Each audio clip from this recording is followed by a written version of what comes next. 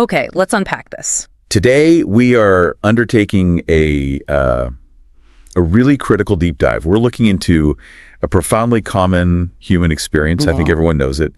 It's that feeling of just being off. Yeah, that moment when the gears just seize up. Exactly. Your motivation dips into the negative, stress starts running the show, and the world just feels overwhelmingly noisy and distracting. It's the universal wall, isn't it? You know intellectually what you need to do, whether it's a work project, a fitness goal, or, I don't know, a tough conversation. Right.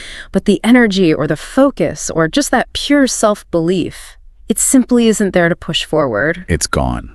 And for this deep dive, we've collected and synthesized just a massive body of research material. I mean, everything from the physiological benefits of ecological exposure, all the way to advanced cognitive hacks, and even a structured tactical guide for navigating genuine burnout. So our mission really is to take all this disparate material, these, research notes on nature, confidence, motivation, listening, mindfulness. All these different threads. All these different threads, and construct one cohesive, research-backed, let's call it a reset toolkit. And it's tailored specifically for that feeling of overwhelm. So the core question that sort of ties all these sources together is pretty fundamental then. It is. Great. How do we strategically reclaim control, energy, and, a sense of direction when life makes us feel perpetually stuck and just exhausted? We've built this deep dive to move logically through that exact process. We're going to start with the simplest, most accessible solution, the physical and environmental reset, before we move into the internal architecture. Cognitive and communication strategy. Exactly. And then we'll close out with a really detailed 7-point strategy for when you are not just tired, but genuinely facing that deep systemic burnout where you just want to quit. It's a comprehensive approach. We're trying to build resilience from the outside in and then from the inside out. You know, what really stands out when you look at all these sources together is the surprising power of the most accessible tools. It is surprising. We often look for these complex, maybe expensive solutions, but the most immediate fixes they're often right in front of us. Which brings us directly to section 1, the physiological reset button.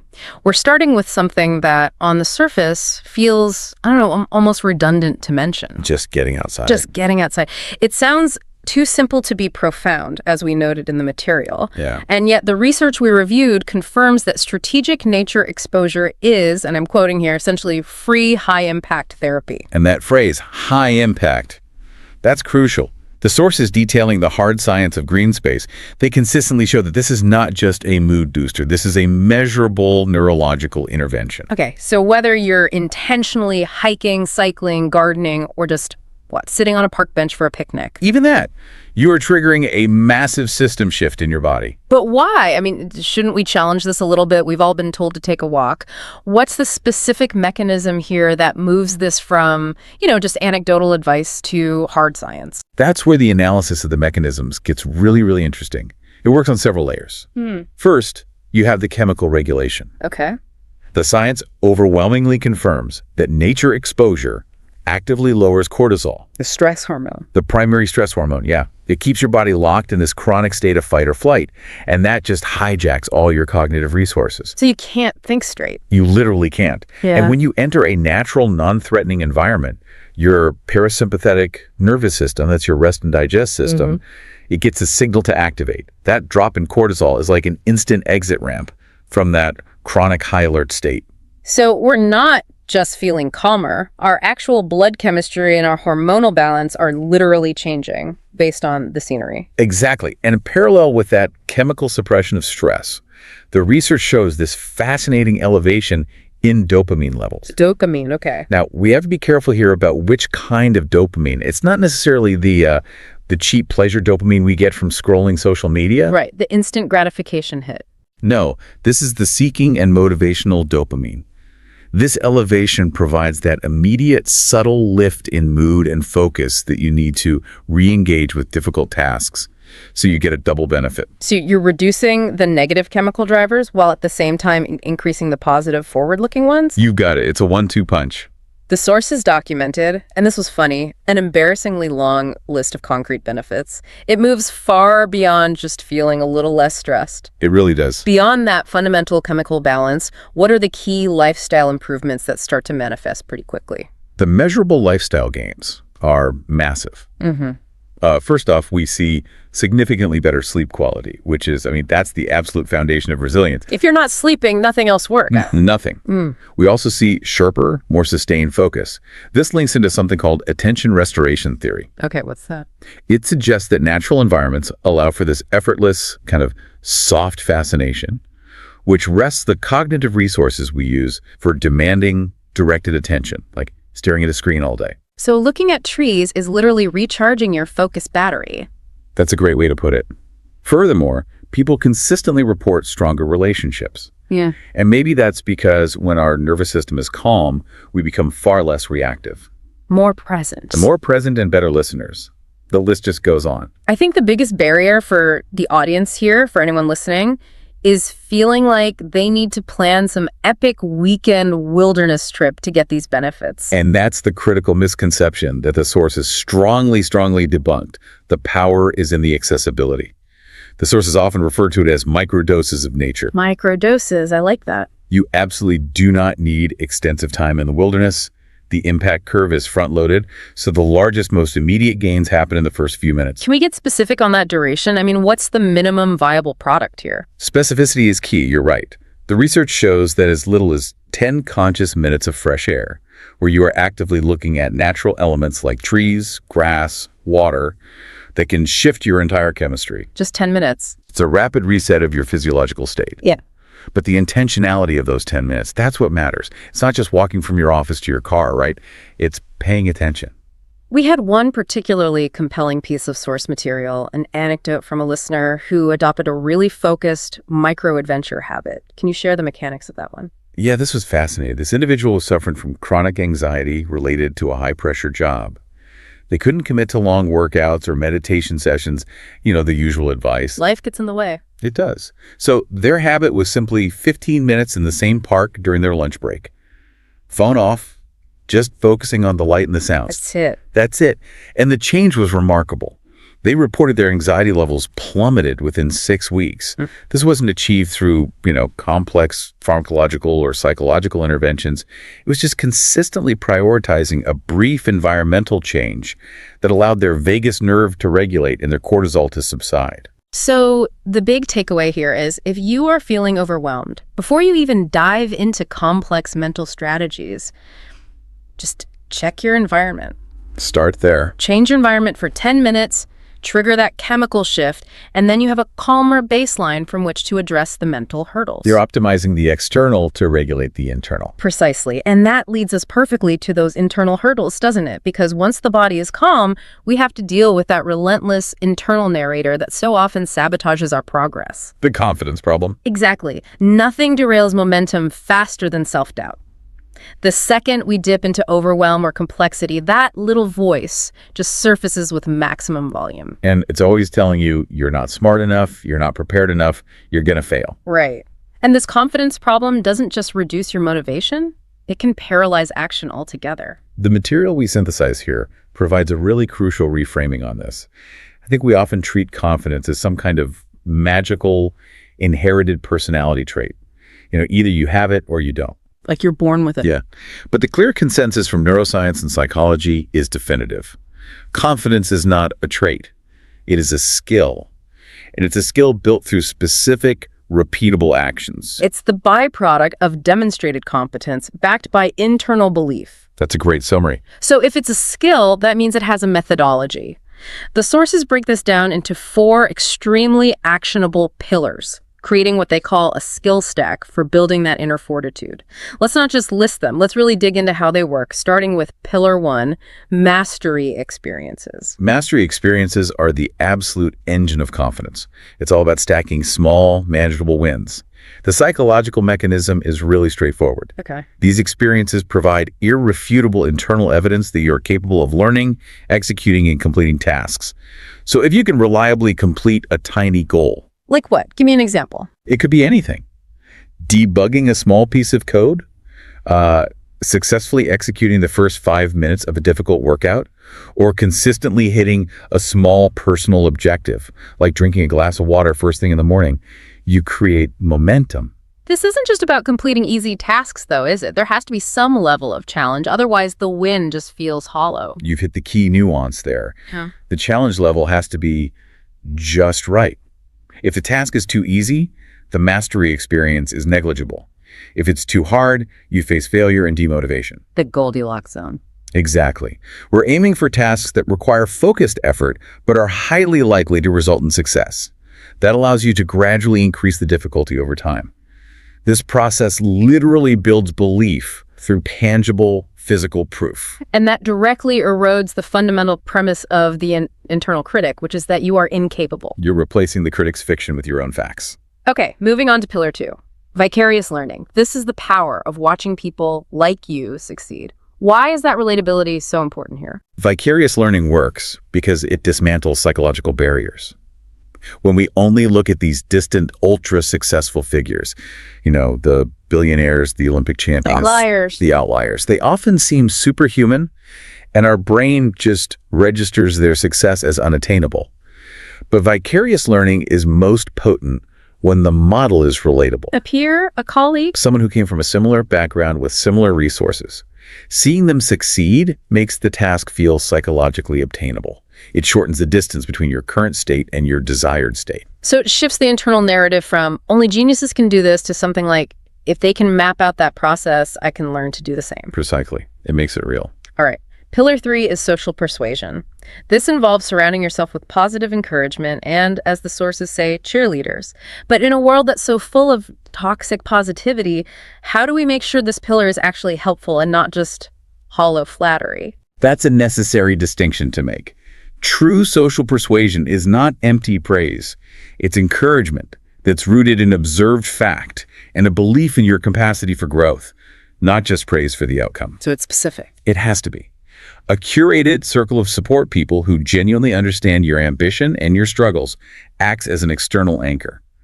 When your fear or your fatigue skews your self-assessment, your cheerleaders can provide a vital, objective perspective. They can remind you of past successes, those mastery experiences we just talked about. Exactly. And they help stabilize your emotional state, which is particularly critical during a major setback. And finally, pillar 4, managing emotional and physiological state. This loops us right back to our first section on nature. Why is this so integral to confidence? It's the baseline requirement. It's the foundation of the whole stack.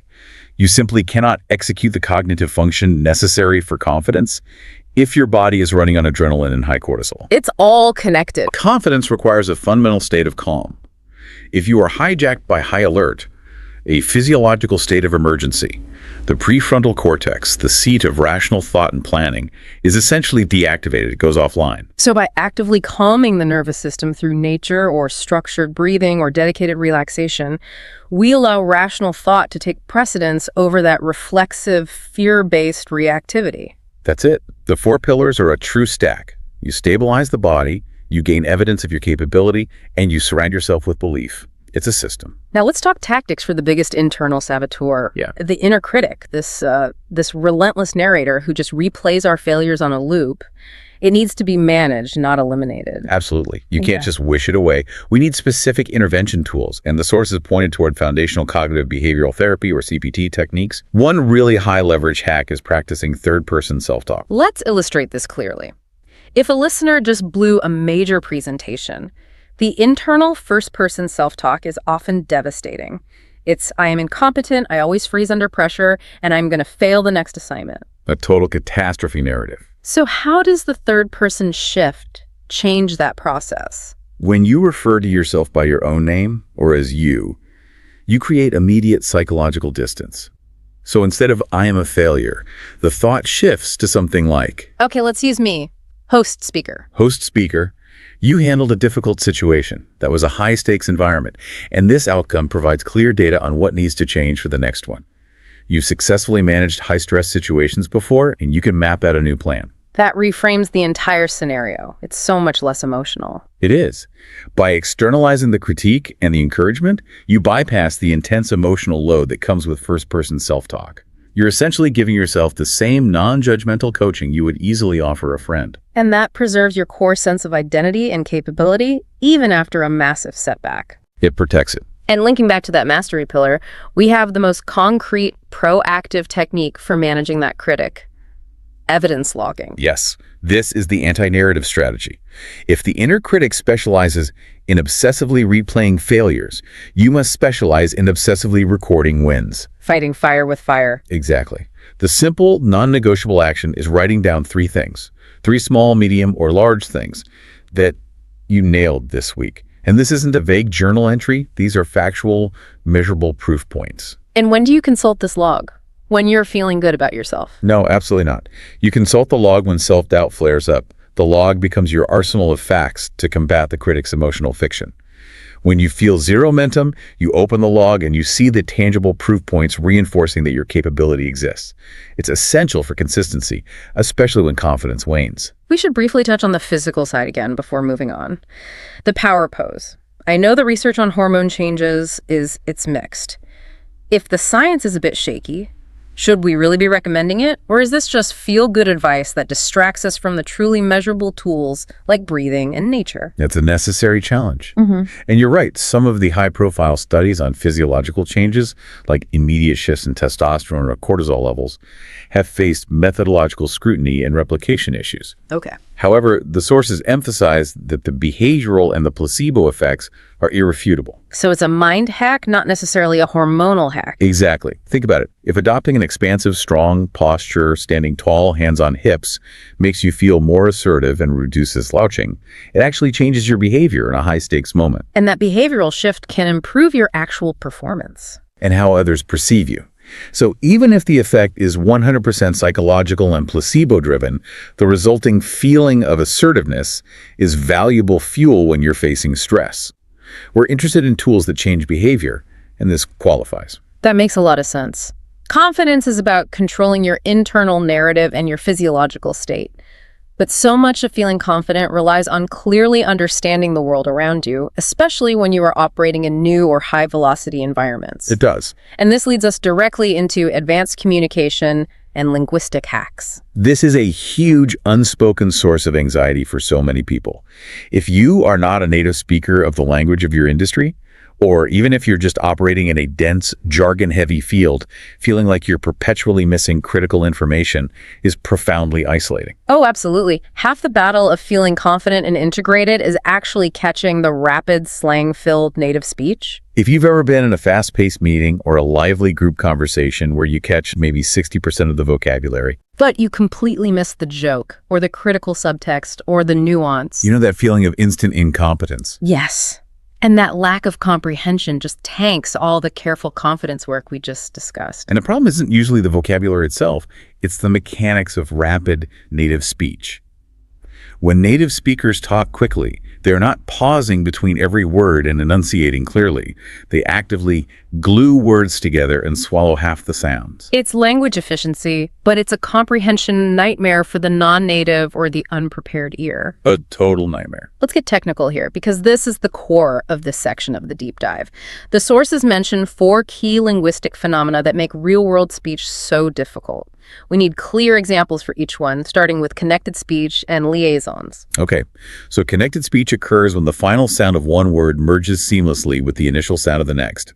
For example, the phrase, "Did you eat yet?" It rarely sounds like 4 distinct words. It becomes highly compressed, often sounding like "Did you eat yet?"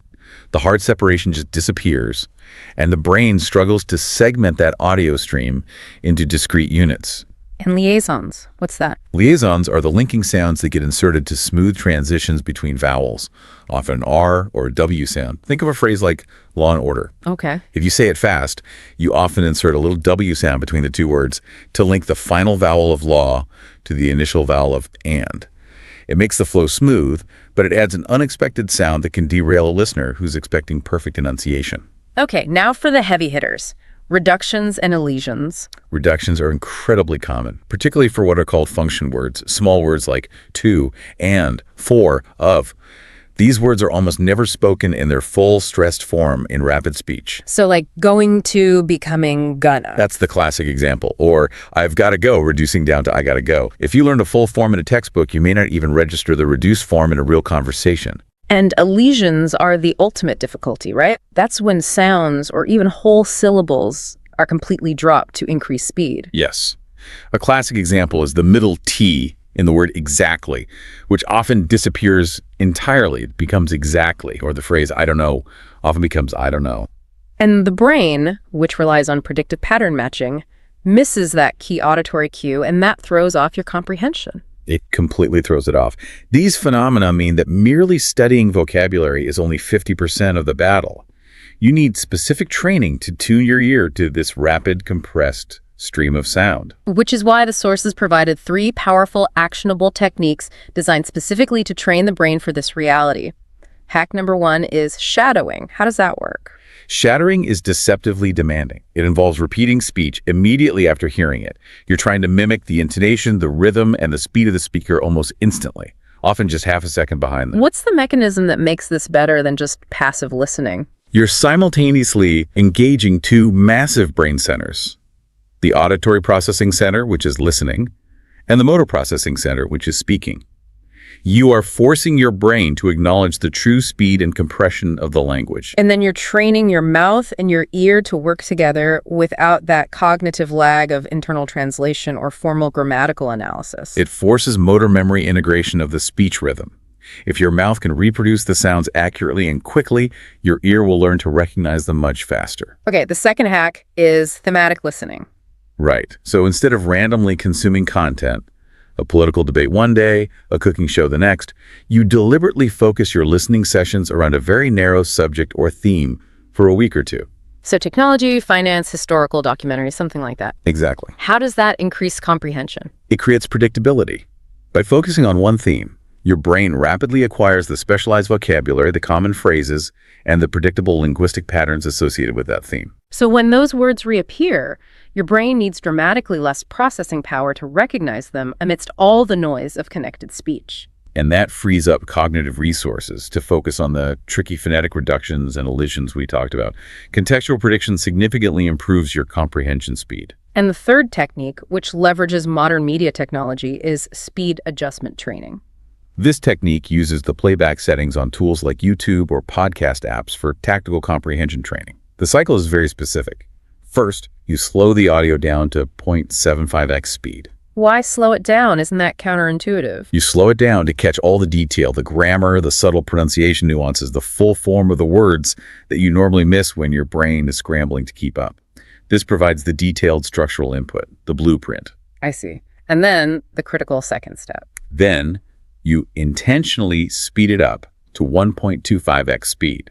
Training at 1.25x forces your brain to process information at a higher velocity than normal. It's like high-intensity interval training for your auditory cortex. So when you go back to normal speed, When you return to the normal native speed, 1.0x, it suddenly feels slower, clearer, and far more manageable. This rapid recalibration is an immediate, high-leverage boost to your comprehension confidence. so we've tackled the external environment with nature, the internal belief system with confidence, and now the cognitive and linguistic ability to connect with the world through these listening hacks. Right. But all these mental and linguistic hacks, they seem to be tied together by one fundamental internal mechanism: focus, regulation, and presence. Which brings us to the integrating thread of mindfulness. Mindfulness is the catalyst. It really is the thread that ties everything together. It maximizes the efficacy of every other tool we've discussed. It enhances the deep focus you need for shadowing. It strengthens your ability to regulate the physiological state necessary for confidence. And it deepens that focused connection with nature. And just like nature, mindfulness seems to suffer from the same perception problem. It's either viewed as too simple to work or, on the other end, too spiritual and time-consuming. Right? Either or. But the sources cite authoritative research that positions mindfulness as a core regulator with highly specific, measurable benefits. The gains are robust and quantifiable then. Very. We see lower stress hormones, just as with nature. But specifically, we observe profound shifts in emotional regulation and sharper, more sustained attention. And beyond the internal state. It fundamentally enhances social connection by improving empathy. The practice has even been shown to reduce chronic pain perception and significantly improve sleep architecture. It's powerful stuff. The source material specifically referenced the consensus coming out of prestigious institutions like Harvard, UCLA, and Oxford. I mean, this isn't niche advice. Not at all. The scientific consensus is unanimous. Consistent mindfulness fundamentally changes the physical structure of the brain. Exactly. And the most fascinating aspect here is the explanation of the functional brain changes. Mindfulness practice actively promotes neuroplasticity. It's essentially rewiring the brain for resilience by modifying two key neurological structures. Let's move past the simplistic analogies and explain the actual neurological mechanism. Starting with the amygdala, the brain's alarm system. Right, the threat detector. The amygdala is responsible for threat detection and the initiation of the fight or flight response. Consistent mindfulness practice, and this is supported by fMRI studies, shows that the amygdala's response to negative stimuli is reduced. So we are not just metaphorically turning down the volume. No, we are seeing quantifiable deactivation and, in some studies, even a decrease in gray matter density in the amygdala. This means the alarm system becomes less sensitive and less likely to trigger panic or defensiveness in response to minor stressors. And at the same time, it turns up the volume on the prefrontal cortex, the PFC, which is the brain's center for executive function. The PFC is where your rational decision-making, emotional control, and planning all reside. Mindfulness practice strengthens this area, resulting in an observable increase in gray matter density in the PFC. So what does that mean in practice? When the PFC is strengthened, it gains regulatory control over the reactive amygdala. This process gives you what scientists call response flexibility. That's the gap between a stimulus and your response. It allows you to choose a thoughtful reaction rather than just reacting reflexively. That is the anatomical basis of that "I've got this" volume we referred to earlier. You get to choose. I think the greatest hurdle for people is feeling they just don't have the time. They imagine they need to dedicate an hour every single morning sitting on a cushion. And that misconception is a primary barrier to entry. The emphasis in all the source material is entirely on accessibility and the power of interruption. You do not need to sit cross-legged chanting for an hour to start seeing benefits. The power lies in establishing an intentional practice, however brief it is. And the specific actionable microintervention that was noted was 5 conscious breaths. Just 5 conscious, deep breaths. This is a microdose of presence that is clinically proven to interrupt an anxiety spiral. By focusing entirely on the inhale and the exhale, you manually activate the regulatory power of the prefrontal cortex. And that brings immediate regulation to your physiological state, stabilizing the nervous system. Which is precisely what you need when that feeling of overwhelm is starting to build. These tools, nature, confidence building, advanced listening, and mindfulness, they provide an incredibly robust foundation for navigating daily life and, minor setbacks. But sometimes the challenge is greater than a setback. Sometimes you hit the big one. Yeah. That feeling of profound systemic burnout where the desire to just quit everything takes over. That millstone moment is distinct from simple fatigue. It's when a goal that once inspired you now just feels heavy, draining, like an obligation that is crushing your spirit. This is where we transition to our final tactical toolkit, 7 strategies for when you want to quit. And we cannot rely on motivation here because it has likely already vanished. We need strategy and we need structure. Okay, strategy number 1, and this is foundational, is to establish clearly that rest is not quitting. This requires a huge mental shift. Often, the visceral urge to quit is actually just a desperate plea from your brain for profound rest and recovery. So your brain is just exhausted. It is. When you're exhausted, your capacity for decision-making is severely impaired. This is known as decision fatigue. And your brain's solution is often to just jettison the hardest, most complex goals. So pushing through is actually the wrong move. Pushing through profound exhaustion is counterproductive. It only deepens the sense of destructive commitment. Establishing the difference allows you to take a strategic planned break or recharge without abandoning the mission entirely. Rest is a necessary ingredient for success, not some kind of moral failure. Strategy 2, reconnect to the why. You need to reignite the core purpose of the goal, making it vivid, emotional, and sensory. This is so important. If your why remains abstract, like I want to be wealthy or I want to be successful, it provides zero emotional fuel when you're lying awake at 3 a.m. facing a deadline. It's too intellectual. Exactly. You must make the purpose sensory and specific. Instead of I want financial security, the sensory purpose might be I want the feeling of calm security when my bills are paid and I can focus on my children. Or instead of I want a new job, it might be I want to feel the sun on my face while I'm working from a patio. You can almost feel that. When the purpose is sensory, emotional, and specific, it provides a powerful internal magnet to pull you forward when your willpower has been completely depleted. Strategy 3, Break the mountain into pebbles. This directly addresses the crushing cognitive load that makes large tasks feel impossible when you're under duress. Overwhelming tasks trigger immediate avoidance behavior. If the task on your to-do list is write thesis, your brain activates the avoidance circuitry. It's too big. It's terrifying. It is. But if the task is write one sentence or outline the first paragraph, the brain recognizes it as manageable. The tactical necessity of breaking the goal down into these tiny, highly manageable steps, what is sometimes called a 2-minute rule, drastically reduces the friction of starting. And that consistency, even in small doses, immediately generates those mastery experiences we talked about, which feeds back into your confidence. It creates a positive feedback loop. Okay, strategy 4. Build keystone habits. This is about creating consistency that doesn't rely heavily on your finite willpower, which is likely depleted during burnout.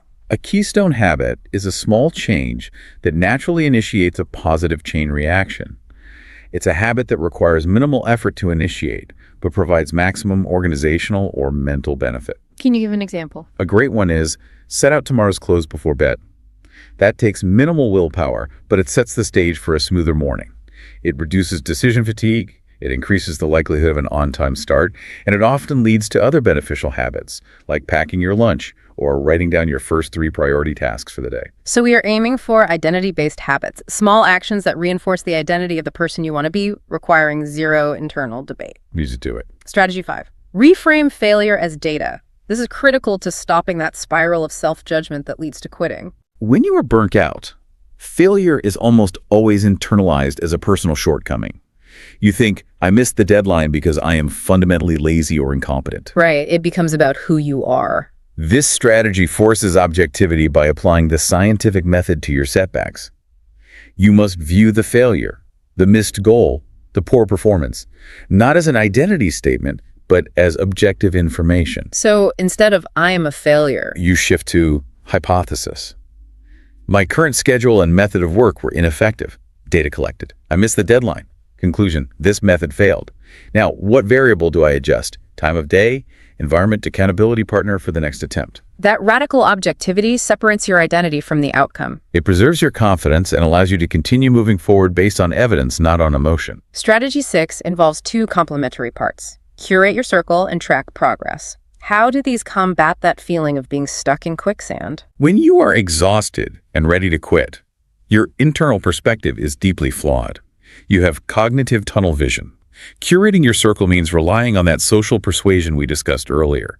You need external support that can provide an objective assessment of your capabilities and accomplishments when you cannot see them yourself.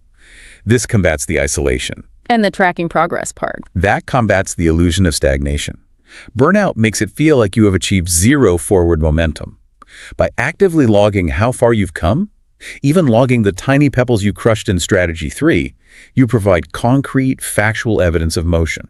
This can be as simple as a visible progress chart or a checklist of completed stages. Exactly. Seeing progress visually stabilizes the mind and prevents that spiraling feeling of being lost. And finally, strategy 7, give yourself permission to pivot. This is perhaps the most difficult one because it can feel like a defeat. It's the critical final strategy. You have to honestly ask yourself, does the cost of pushing forward outweigh the potential benefit? And is this path still aligned with my core values and my capacity? That's a hard question to ask. It is. The sources clearly defined pivoting. Admitting the path no longer fits and choosing a new one as sometimes being the most courageous action you can take. The alternative is often the sunk cost fallacy. Continuing a destructive commitment simply because you have already invested so much effort. True resilience means having the strength and the self-awareness to shift direction when a goal is actively undermining your health and well-being. It is strategic self-preservation. That is a powerful conclusion to this tactical section. We started this deep dive with the simple act of stepping outside, and we ended with a 7-point tactical guide for avoiding total collapse. If we review the full spectrum of the toolkit we've built, we have covered the physical reset, which is harnessing nature's chemistry. We have the mental software update, the 4 pillars of confidence, and the linguistic comprehension hacks. We have the fundamental regulator, which is mindfulness, and that neurological recalibration. And finally, the strategic plan for motivation loss. The 7 steps of strategic withdrawal and adjustment. The core recurring principle that underpins all this material, from the microdose of nature to the permission to pivot, seems to be this. action precedes motivation, not the other way around. Yes. You don't wait to feel motivated to take a walk or to write that first sentence. You take the action, and the action generates the physiological and psychological momentum that we mistake for motivation. Exactly. And if you are feeling overwhelmed right now, the critical instruction is not to try and implement all 7 motivation strategies and all 4 confidence pillars simultaneously. That's just more overwhelm. So what's the move? Pick just one thing to try right now. One 15-minute walk in the park. One conscious breath to interrupt a spiral. One tiny win to log in your evidence book. Or one key linguistic phenomenon to listen for today. Just one. You have the toolkit, you have the science, and you have the data. You've got this. And to leave you with a final thought rooted in the mechanisms of the sources. If confidence is a skill built primarily through vicarious learning and actively managing your physiological state, this raises an important question you should reflect on immediately. Okay. What is one public figure or peer you already admire? Someone you see succeeding consistently, whose specific coping mechanism or daily habit you could immediately integrate into your own life. Perhaps they always take a walk before a big meeting. Or maybe you've heard they use third-person self-talk. How would actively integrating and tracking that small new habit shift the data you collect about yourself this week, reinforcing that sense of competence and control? Think about what specific habit you will log tomorrow. All right, welcome back to the deep dive. So if you've been with us, you know we've been really building out this Ultimate Advanced Learners Toolkit. And this session, this is a really critical next step. If you caught part 1, you'll remember we covered how nature can be a neurological reset button, the neuroscience behind real confidence, and some pretty advanced hacks for C2 level listening. Exactly. And part 1 was all about laying that cognitive groundwork. We really needed to provide the context for why these techniques actually work on, a biological level. But knowing why, that's only half the battle, right? Oh, completely. So the second part, this deep dive, it's dedicated entirely to application. Absolutely. The mission today is, it's extremely granular. We're moving beyond the big ideas, the foundational concepts, and getting, utterly tactical. Think of it as turning that high-level theory into habits you can actually repeat every single day. We're going to focus on 3 main pillars. First, how to practice mindfulness in a way that actually sharpens your focus, not just, helps you relax. Mm-hmm. Second, the crucial difference between real persistence, people call grit, and just, blind stubbornness, which means knowing when to pivot. And then third, and this is the important part, we're going to synthesize all of it. All these powerful psychological insights, we'll boil them down into 3 specific, really actionable challenges. And these aren't just, generic tips. They are assignments designed for you, the advanced learner, who needs to connect these high-level cognitive skills with your linguistic output. This is where we give you the shortcuts. The ways you can take all that knowledge you're consuming every day and just apply it immediately. Yeah. For real growth, both professionally and linguistically. We're basically providing the mental architecture to go from just being fluent to being, masterful. So let's start with a topic that everyone recommends, but I think a lot of people get wrong. Tactical mindfulness. Yes.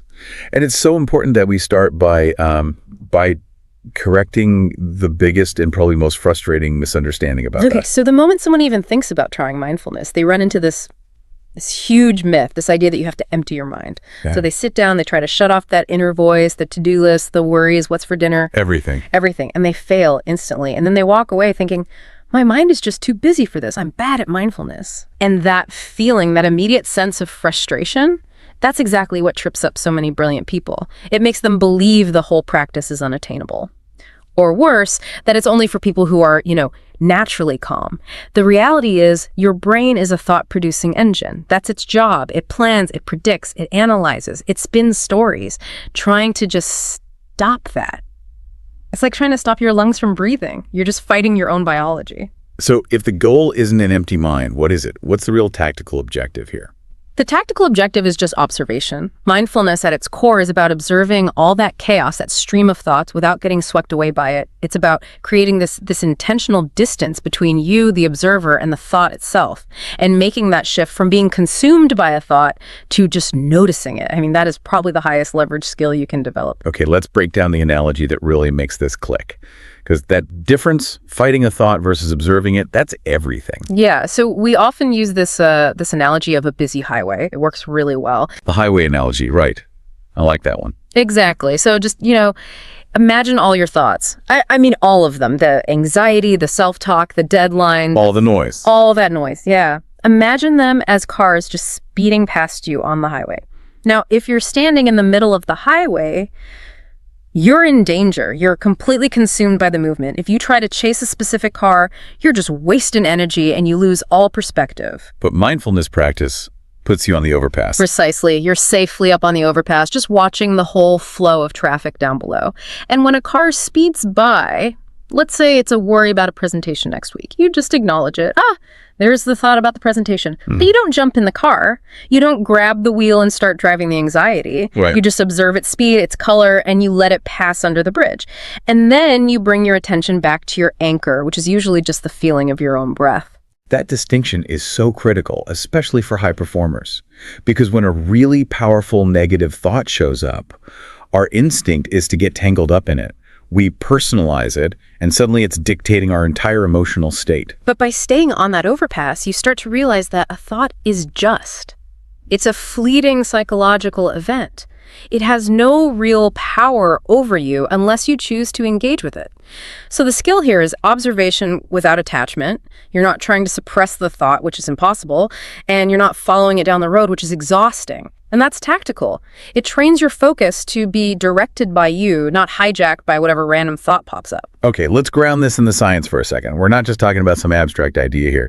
This is about physically remodeling your brain. Exactly right. Consistent tactical mindfulness is, it's like a workout for your prefrontal cortex, your PFC. That's the part of your brain that handles all the executive functions, your planning, complex, problem solving, emotional regulation, working memory. And at the same time, it acts like a dimmer switch for your amygdala. The brain's little emotional alarm center. The alarm center, exactly. So when you're in a high-stakes negotiation in English or trying to focus on a dense research paper, you need that PFC to be online and in control. You don't like your amygdala just screaming in panic. Mindfulness gives you that control. And the benefits go way beyond just feeling calm. I mean, you look at studies from the Journal of Positive Psychology, and they found that when you combine mindfulness with a daily gratitude practice, just intentionally thinking of things you're grateful for, participants reported a huge jump in happiness. How much of a jump? Sometimes as much as 25%, and that's in just a few weeks. 25% is a massive psychological return on, 10 minutes of effort a day. But let me push back a little on the application. That sounds great for, general well-being. But what if I'm an academic, I'm deep in a state of flow, and suddenly this thought about a deadline pops into my head? Is stopping to be mindful or grateful actually going to help? Or does it just shatter that deep work state I work so hard to get into? That is a fantastic and crucial distinction. We are not advocating for you to stop your depth work to go meditate. We're talking about having an immediate cognitive reset tool that you can deploy the moment that intrusive thought threatens your focus. When you feel that amygdala starting to fire, that internal heat, that little jolt of panic, you need a rapid action tool. Yeah, and that's where the tool of choice for high-pressure situations comes in. Right. We look at the ultimate high-stakes environment. Right. The battlefield. Navy SEALs use what's called box breathing, and they don't use it for relaxation. They use it for immediate physiological control when they are under extreme stress.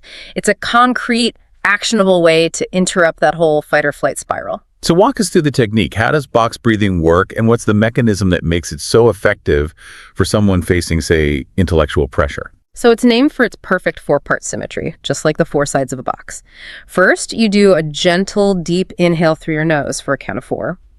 Second, you hold that breath for a count of 4. Third, you slowly exhale through your mouth, again for a count of 4. And finally, and this is key, you hold the breath out for a count of 4 before you start the cycle again. And that hold on the exhale, that's where the real magic happens, isn't it? Absolutely. The hold at the end of the exhale is this deliberate, controlled moment of mild air deprivation. And that signal, when you do it calmly, it overrides the shallow, panicked breathing that comes with stress. It activates your parasympathetic nervous system, your rest and digest mode, and it signals safety to your brain. And just as importantly, because you're concentrating so hard on counting to 4, you're forcing your prefrontal cortex to engage in a simple numerical task. And that diverts its attention away from whatever the emotional stressor was. The best part is how accessible it is. I mean, you can do 3 cycles of box breathing. That's 48 seconds? Discreetly under a meeting table or right before you unmute yourself on a big call.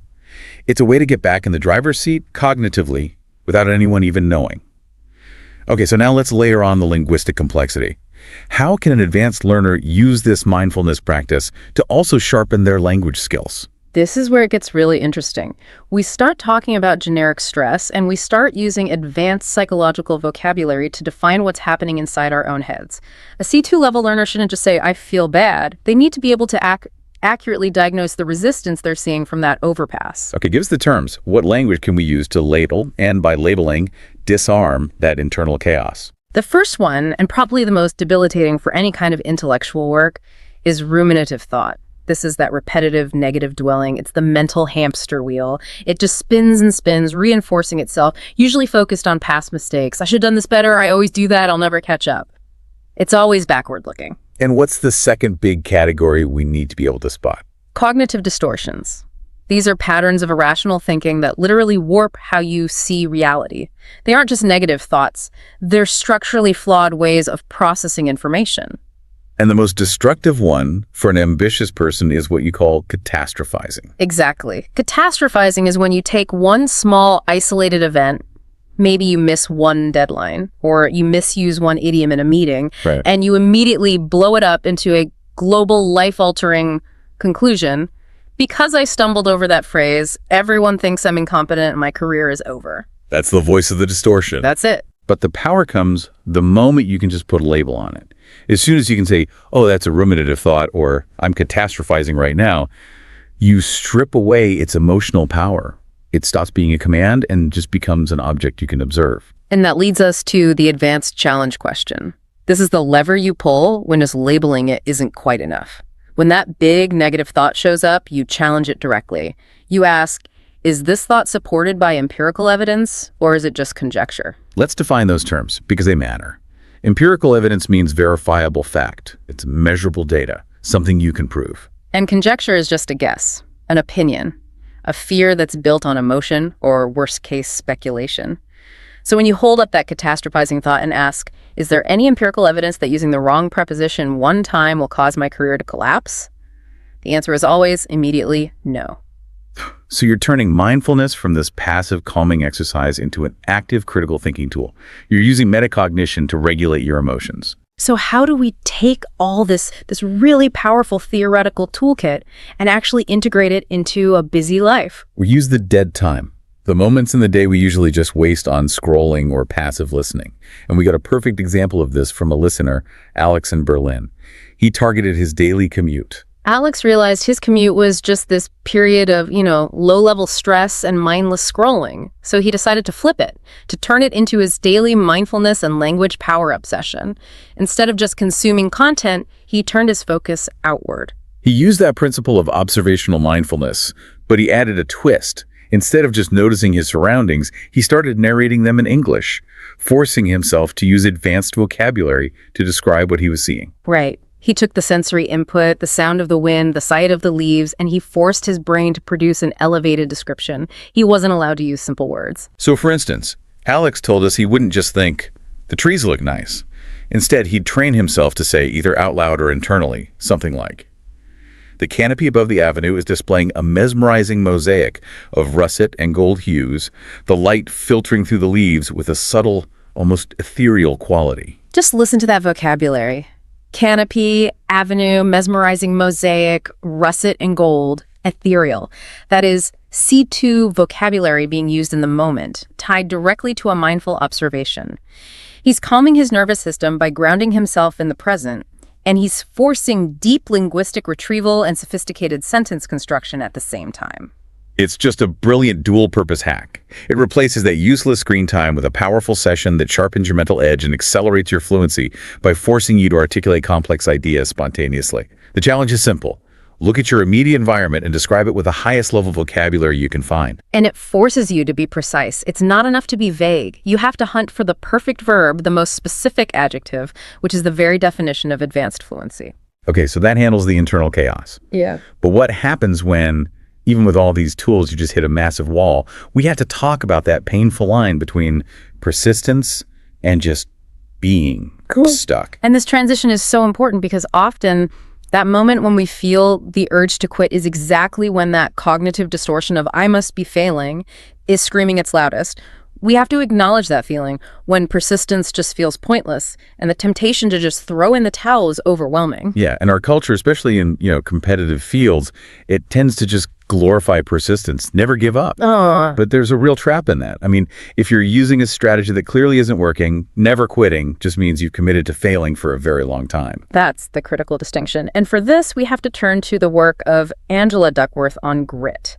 She defined grit not as just endless, mindless effort, but as passionate perseverance towards specific long-term goals. So if blind stubbornness is being rigid about a method that isn't working, what's grit?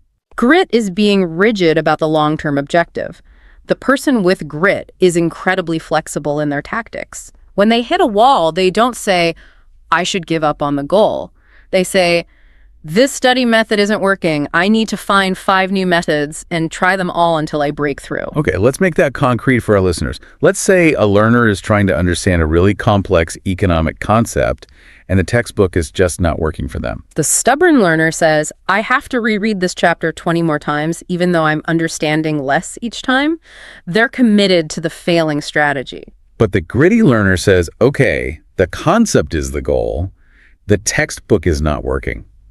So I'm going to find 3 expert interviews on YouTube. I'm going to draw a visual model of it, and then I'm going to try to explain it out loud to someone. I'll just keep switching tactics until I get it. That difference is intelligence applied to resilience.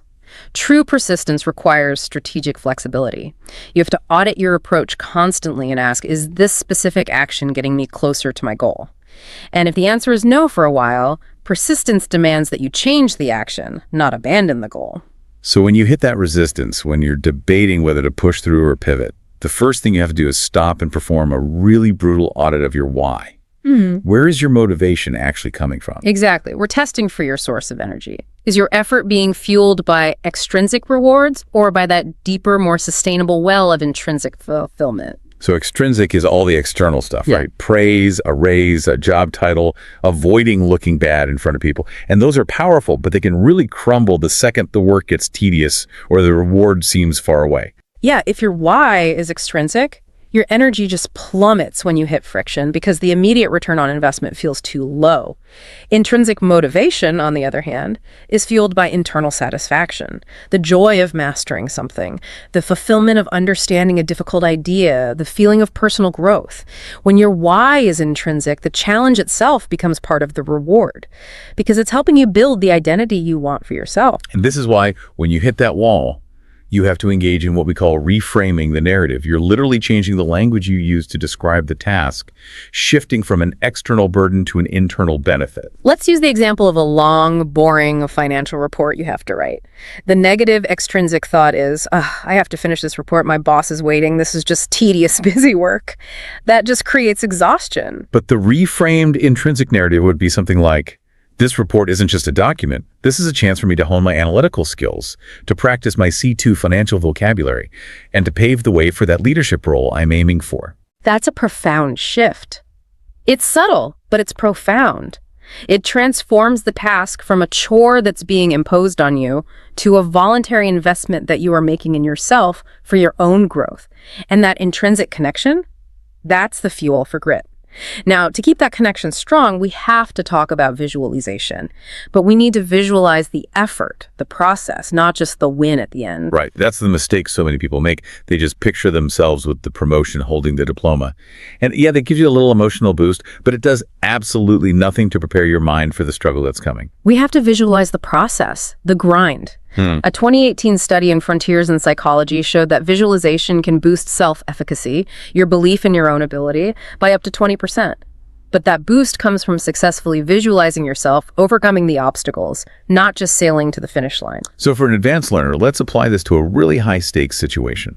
Okay, let's say you're preparing for a critical job interview that's going to be entirely in your second language. You don't just visualize the confident handshake at the end. You close your eyes and you run a full mental movie that includes the difficult parts. So you actually visualize the interviewer asking a really tough, unexpected question that throws you off for a second. Yes. You visualize that little jolt of panic, but then you immediately visualize your recovery mechanism. You see yourself deploying box breathing for 4 cycles. You visualize yourself using a complex C2 level phrase like, "That's a very relevant question if I could just take a moment to contextualize my experience."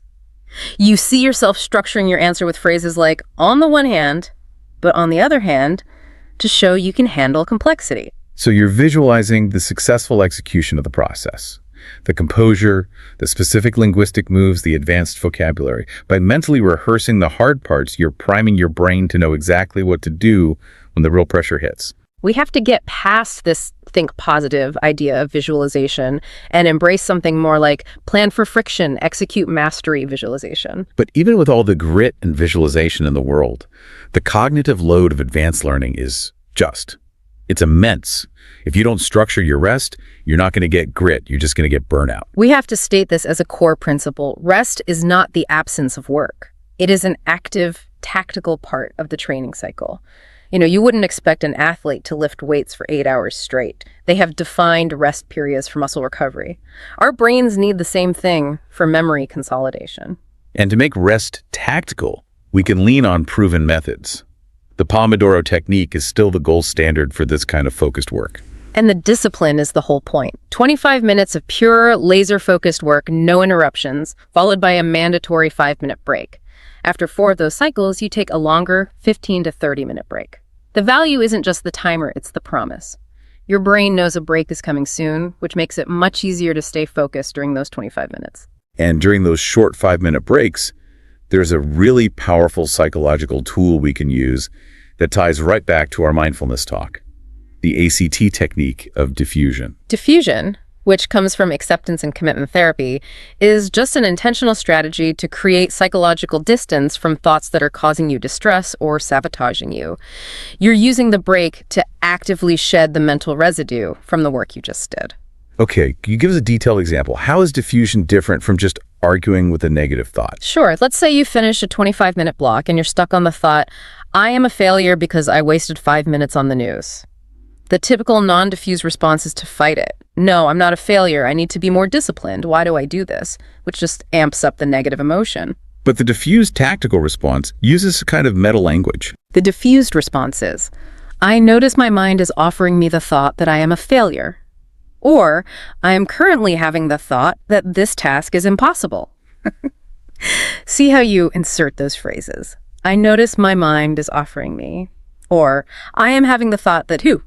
It immediately changes the thought from a perceived fact about you into just a benign passing psychological event. You're creating linguistic distance. The thought is no longer you, it's just a thing your mind produced, like a pop-up notification. Exactly. You don't argue with it, which gives it energy. You don't try to suppress it, which is impossible. You just label it and create space. And that prevents the thought from spiraling into a full-blown emotional cascade that ruins your focus for the next Pomodoro sprint. The break becomes a tactical mental reset. Okay, so we've built the engine for persistence. Now we need to talk about the compass.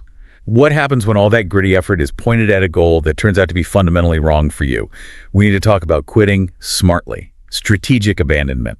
And this requires a small philosophical step back. We have to acknowledge that success isn't a universal concept. It's deeply contextual, and it's often shaped by our cultural narratives about ambition and failure. We actually got some feedback from Maria in Spain, who pointed out the really strong emphasis in American culture on this can-do spirit and the need for resilience. And that narrative has gone global. It has, and that narrative, you see it a lot in the Silicon Valley model of fail fast, fail often, is deeply tied to the cultural story of the American dream. It emphasizes your right and your ability to pivot, to fail, get back up, and completely reinvent your career or your identity without any stigma of permanent failure. So in that context, pivoting isn't a weakness. It's actually seen as a sign of strategic intelligence. If a project is failing, the smart response is to cut your losses quickly and apply what you learned to the next thing. But we should also acknowledge the potential downside to that, this constant expectation of reinvention.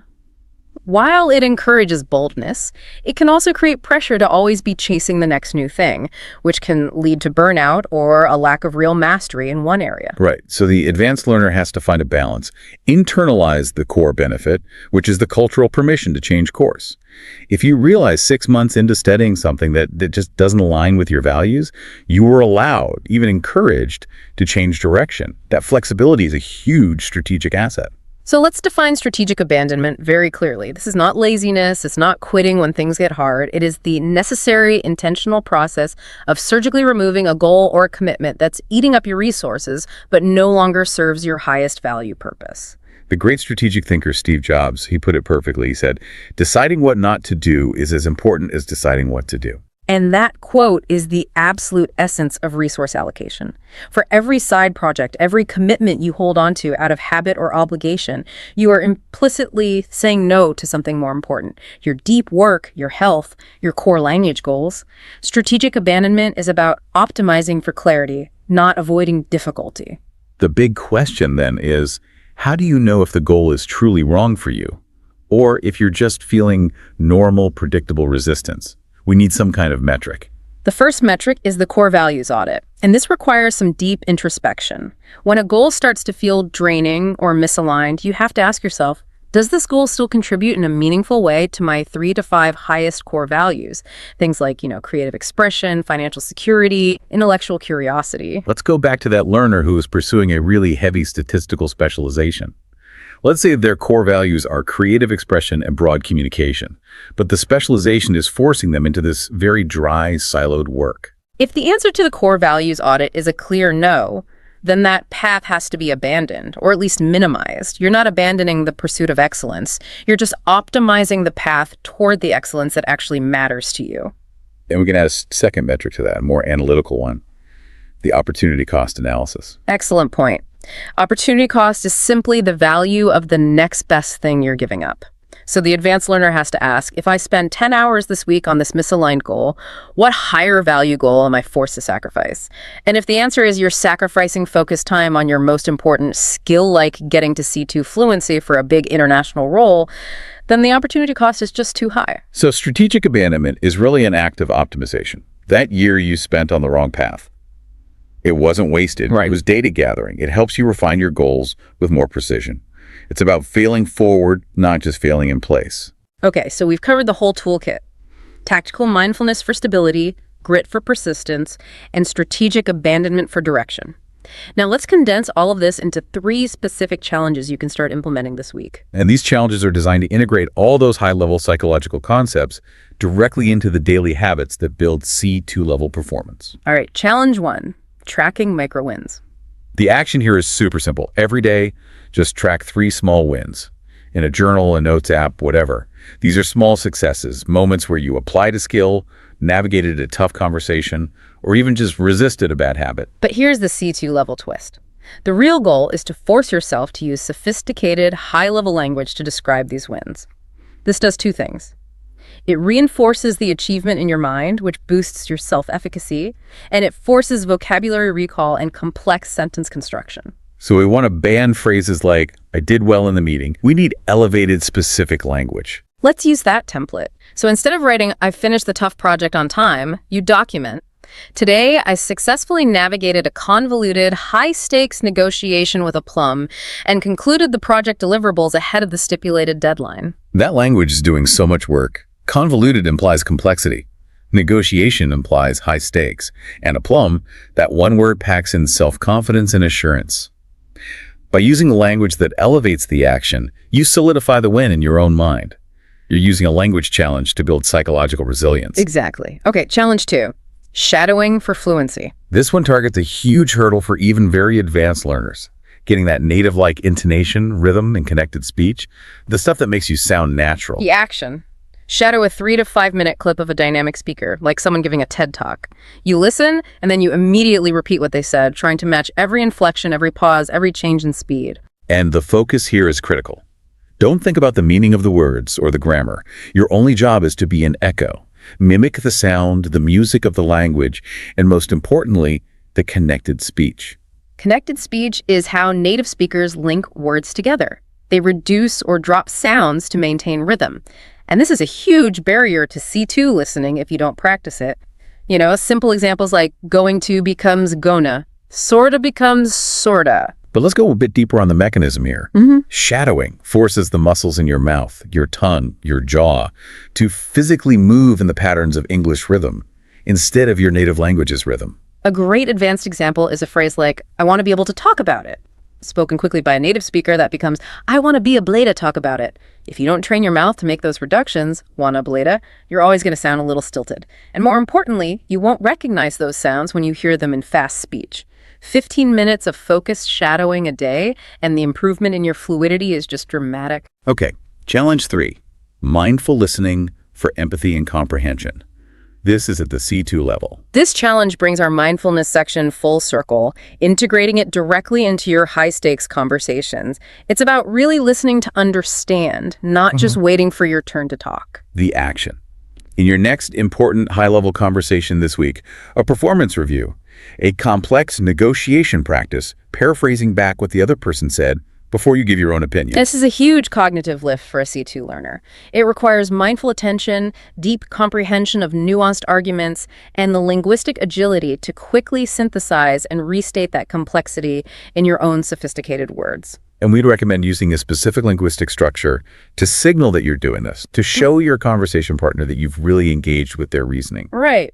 Use phrases that check for understanding. Something like, so if I'm grasping this correctly, you're insinuating that the fundamental constraint we face is our antiquated resource allocation model. Or another one could be, if I'm following your line of reasoning precisely, you're positing that the tertiary market effect will ultimately lead to a critical shift toward vertical integration. The structure is perfect. If I'm grasping this correctly, you're insinuating that. It signals engagement, deep comprehension, and linguistic sophistication all at once. The benefits are huge. You build real empathy and rapport because the other person feels heard, and you are rigorously testing your C2 comprehension in real time. And these challenges really do work. They align that psychological mastery with linguistic application. We heard from Sarah in Tokyo, and her story just perfectly illustrates this in a high-pressure environment. Sarah was dealing with some pretty significant public speaking anxiety, and it was made worse by the fact that she had to lead these high-level professional workshops entirely in English.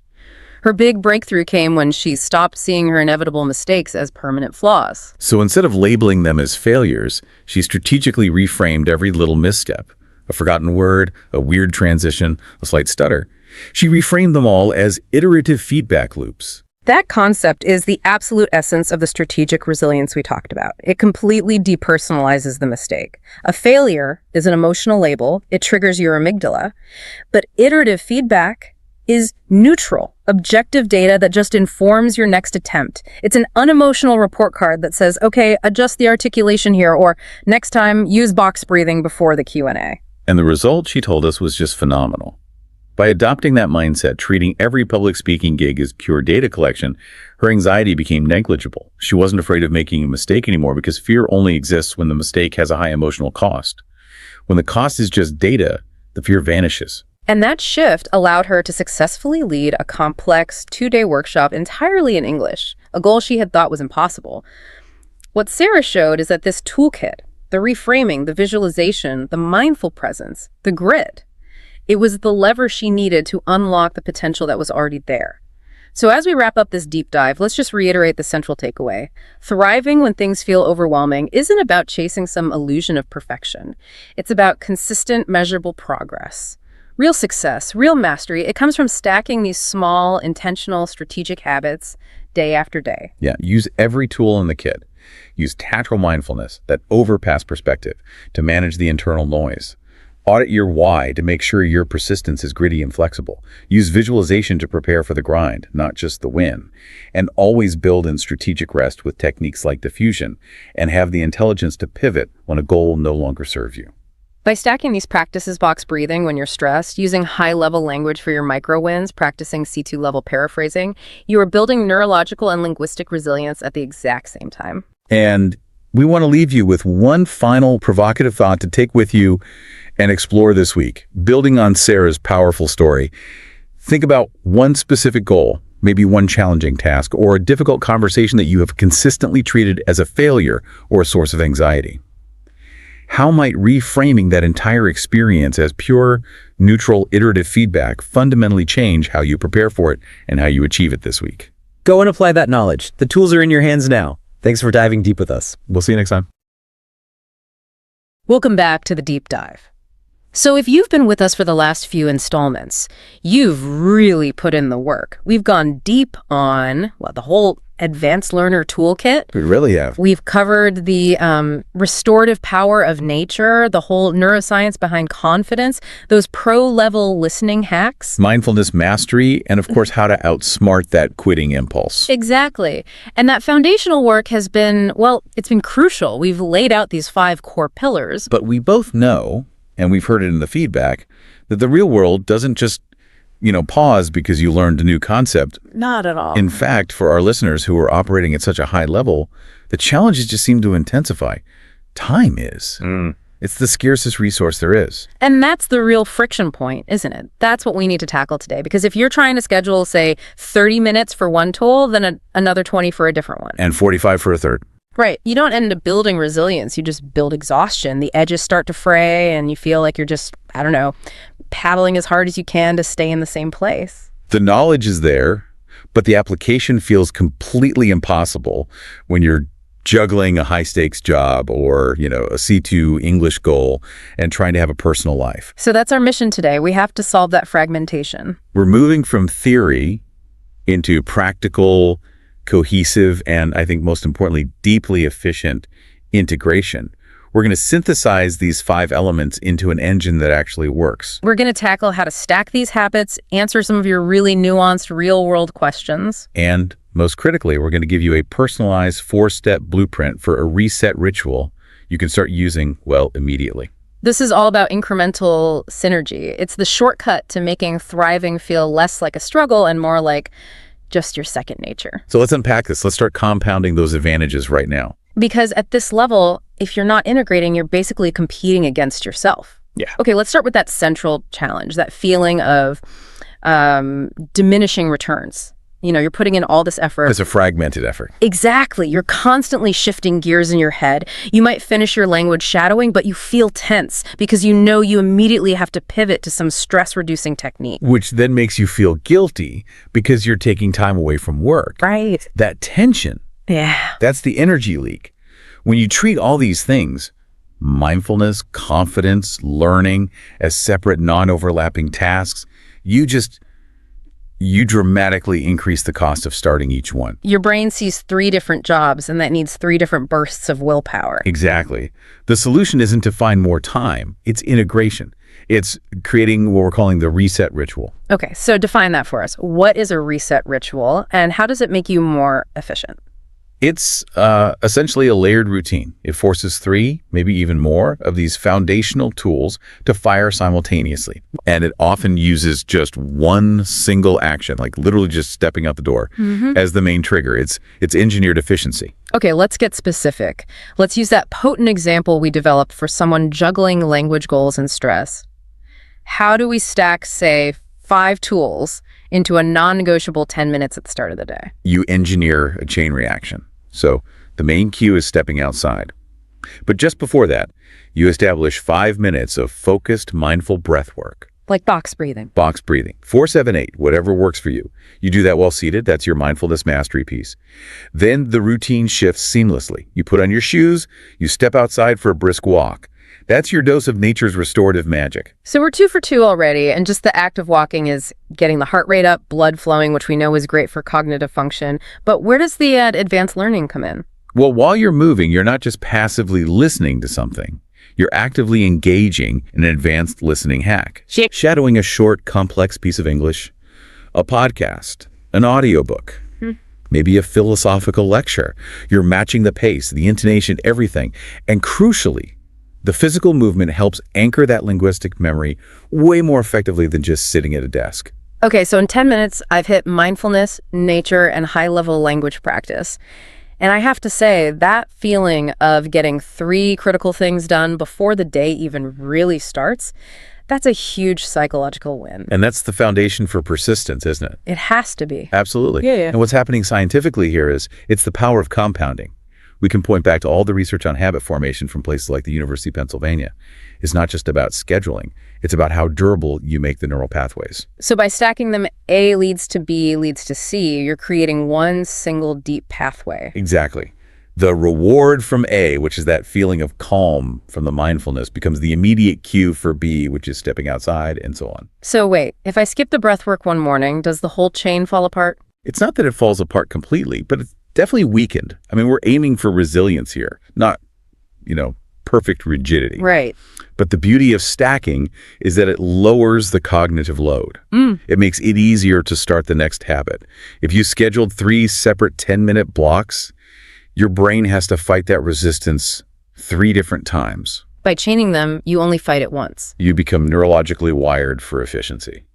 Which brings us perfectly to confidence.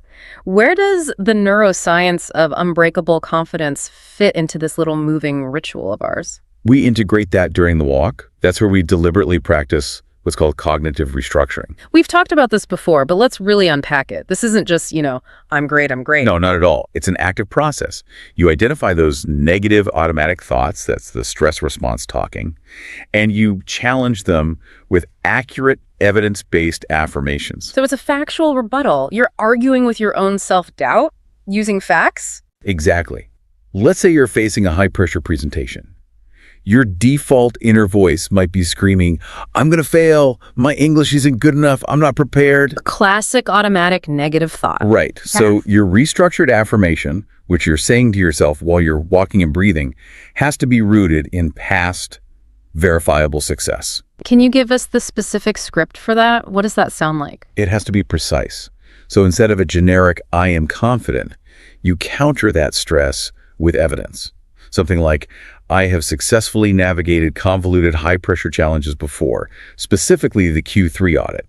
And this pressure right now is just another iteration of a problem I've already proven I can solve. You're literally pulling a past success, a past feeling of competence into the present moment. You are. And the physiological impact is huge. You're combining movement, breath regulation, and evidence-based self-talk. It shifts you out of that fight-or-flight stress response and back into your executive function, which you need for complex tasks. And that daily success, those micro wins, that's what solidifies the 5th pillar, persistence. Persistence isn't about brute force. It's the natural result of continuous, low-friction success.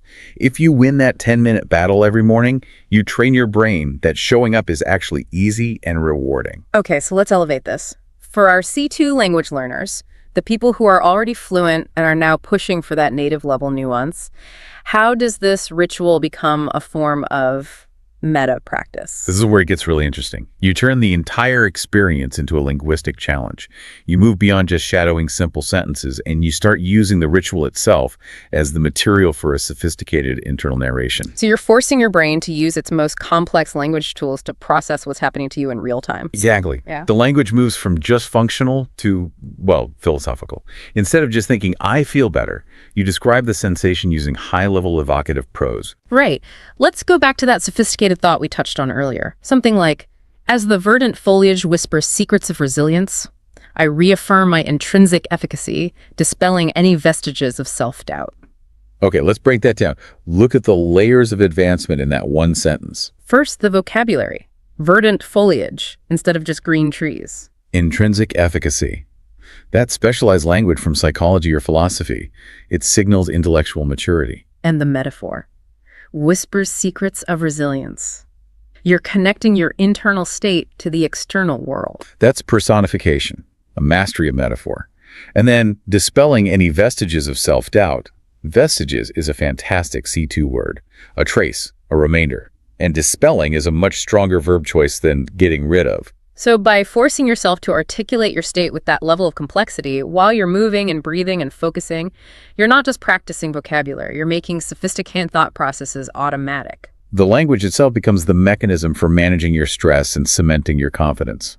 This is how you bridge that gap between knowing C2 words and actually using them under pressure. You're encoding high-level language into your most fundamental thought patterns, that seamless integration of mind, body, and language. That is what defines the truly advanced learner. Okay, that foundational work on stacking habits is, it's essential. But as we said, reality is messy. We got a huge number of listener submissions on this. The quality was amazing. They really highlight the nuances that, textbook advice just completely misses.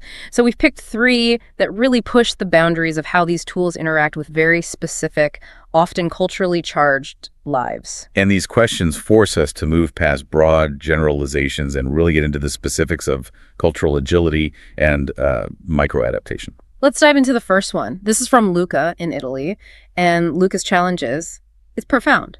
He asks, how do I apply confidence tools when cultural norms make it feel, wrong? In my culture, humility trumps self-promotion, and that American-style can-do confidence feels inappropriate, even offensive. This is a classic conflict. It's the individualistic versus the collectivist communication style. In highly individualistic cultures, like many in the West, confidence is externalized. It's direct. You state your competence. Right. But in many high-context or collectivist cultures, strength is internal. Overt self-promotion can be seen as disrespectful or disruptive to the harmony of the group. So if the internal goal of the confidence stack is to build your own self-efficacy, but the external display of it is penalized, how do you square that circle? The reconciliation is in reframing confidence. You shift it from bravado to quiet assurance, and you adopt cultural agility as the master skill. Okay, so the internal work you do in your reset ritual, the evidence-based affirmations. That's non-negotiable. That's for managing your own performance anxiety. It ensures you show up composed, not stressed. But then what about the external presentation? In the meeting, in the interview? That's where mindfulness becomes a cultural observation tool. You use your trained awareness to observe the room. What's the prevailing communication style? Is the leader constantly using we statements? Are successes framed as team wins? And that data informs your delivery. It has to. Then, when the moment comes that Luca has to state his qualifications, he can pivot. He blends the necessary evidence of his competence with culturally affirming language. This is where that C2 skill of cultural negotiation really shines, isn't it? Let's get into the specific scripts for this. Okay, scenario 1, a job interview. You have to detail your success. The less agile person might say, I achieved 150% of the target because I'm a hard worker. The agile, quiet assurance script would sound different. Very different. It would be something like, well, I always prioritize the collective harmony of our team. I was able to leverage the processes we developed together to achieve 150% of the target, which was a beneficial output for the whole organization. Wow. Okay, so you started by validating the cultural value collective harmony, and then you presented the hard data as something that served the group, not your own ego. Exactly. Or, let's say in a team meeting, a senior leader asks who can take on a really difficult task, instead of jumping in with, I can do it better than anyone. The quiet assurance approach. It uses evidence and deferral. If my previous work on the X project is any indication of my capacity for these kinds of technical tasks, then I am prepared to take ownership and dedicate the necessary bandwidth to ensure the team's success. The subtlety there is immense. You're communicating, I am highly capable without ever boasting. It's respect married to performance. And that ability to negotiate communication styles, that's high emotional intelligence in a global context. It shows you understand not just the words of the language, but the complex social architecture it operates in. Which is why we have to treat cultural agility as a C2 language skill. Okay, let's switch gears completely. To the domestic environment. Priya from India is dealing with the sustained chaos of family demands. She asks about sustaining mindfulness and persistence when quitting her goals just feels inevitable. This is such a powerful reality check. Most productivity advice assumes this, sterile, controlled environment. That's not the reality for most high achievers. So if scheduled, isolated mindfulness is failing. The answer is integration on a much more granular level. We call it micro-mindfulness. Meaning you have to capitalize on things you're already doing, things you can't avoid. Exactly. You stop viewing mindfulness as a formal meditation appointment you have to keep. You start seeing it as a state of deep, intentional presence that you weave into daily chores and interactions. And the primary technique here is active listening. Deep, active, intentional listening during high-demand family time, family dinner, helping with homework, you name it. And you use the advanced listening hack we've discussed, paraphrasing.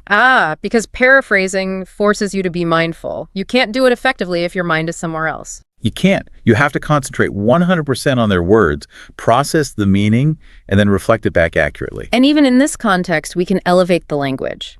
Use these moments to practice sophisticated phrasing while also building connection. Right. So if a family member is talking about a complex problem, instead of just, I understand, you use that C2 validation script. It sounds like you're grappling with an intractable dilemma. How might we unpack that together? You've just achieved presence and connection, but you've also reinforced advanced vocabulary like grappling and intractable dilemma. It's a multi-layered win. It is. So that covers mindfulness and listening. But what about the persistence part, the urge to quit? When Priya feels overwhelmed, that 60-minute language goal just becomes another source of guilt. The quitting urge is so often rooted in chasing rigid, outdated goals. So the strategy here isn't just to pivot, it's to have a weekly guilt-free goal audit. You have to ask, is the scope of my goal still aligned with my current capacity? So it's about making goals that are revisable, evolving, aligned, and light.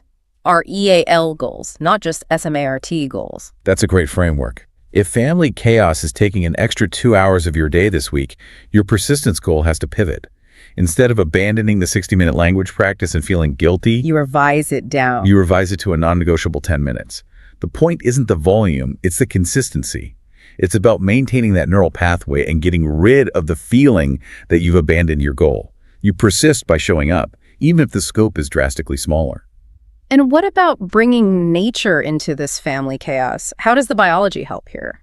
Well, nature doesn't have to be a solo escape. In Priya's context, it probably shouldn't be.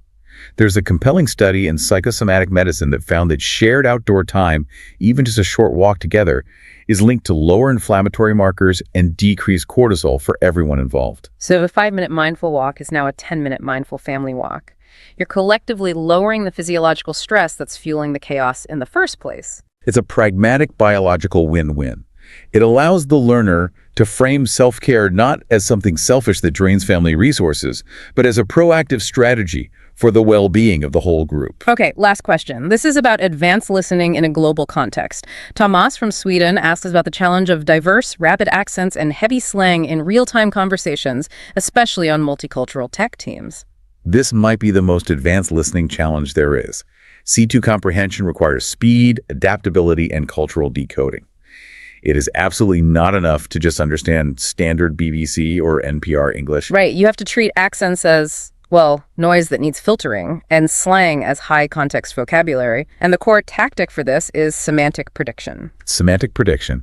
It means moving beyond just listening for sounds. Yeah. Your brain can't possibly catch every single sound because accents distort them. Instead, you have to anticipate vocabulary based on the context. The topic, the speaker's role. All of it.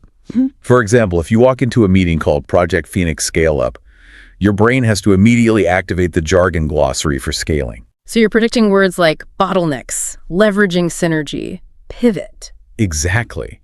So if a speaker with a heavy accent mumbles something that sounds vaguely like friction, your brain automatically prioritizes friction points because it fits the semantic context. It dramatically lowers your cognitive load. So the key isn't listening harder, it's contextualizing faster. That's it. And to train for this, your practice regimen needs maximum dissonance. You have to shock the system. So pairing highly contrasted material. Right. Shadow a fast-talking comedian from Brooklyn, and then immediately switch to shadowing a formal, structured debate from the BBC. You're forcing agility, training the brain to switch prediction models on the fly. And crucially, you have to use transcripts at first. Listen with the transcript, identify the structure, then practice shadowing without it until the prediction becomes automatic. But what happens in the moment? In the meeting, Thomas misses a key phrase. He can't just pause everything. He can't. He needs a real-time tactic. This is where you use sophisticated clarification phrasing. You never just ask for a simple repetition. You signal engagement while buying yourself time. Precisely. So instead of, what was that? Or, can you repeat that? You use a phrase that shows you understood the concept, just not the specific implication. Give me an example. You could say, if I'm inferring correctly, you're alluding to a potential paradigm shift in the supply chain. Or, if you miss a technical term, to ensure we're aligned, could you briefly elaborate on the intended mechanism of that widget? You're confirming you understood paradigm shift or mechanism, and you're just asking for the nuance. It buys you those critical seconds to reprocess what you did catch. And that's professional level integration. It integrates the persistence to clarify, the confidence to speak up, and the C2 language skill to frame the request perfectly. Okay, we have built the engine of integration, we've navigated the pitfalls, now we get to the capstone, the personalized reset blueprint. This isn't just a theory to close out on, it's a 4-step sequence to tailor everything we've discussed to your reality. This is critical. The biggest flaw in most self-improvement plans is rigidity. Your blueprint has to be responsive. It has to know that your best self today is different from who you were 6 months ago. So step 1 is reflect, the audit. Before you add a single new thing, you have to get brutally honest about where the system is failing right now. We really encourage a quick 60-second journaling prompt. And you need to focus on 3 specific areas where you feel misaligned. You're looking for measurable indicators of depletion. What are those 3 focus areas? First, stress level. Are you tense? Is your sleep quality terrible? Are you emotionally volatile? Second, motivation level. Do you feel dread when you think about your big goals? And third, connection. Do you feel isolated from your purpose or from the people in your life? If that audit shows, say, high stress and low motivation, then the blueprint has to prioritize recovery and confidence, not just more learning. The diagnosis dictates the treatment. Which brings us to step 2. Select tools.